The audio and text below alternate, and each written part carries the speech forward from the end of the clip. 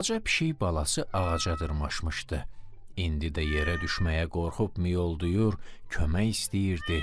Qonşu binada yaşayan Akif ona kömək eləmək istəyirdi. Orxanı görən kimi sevincək onu harayladı.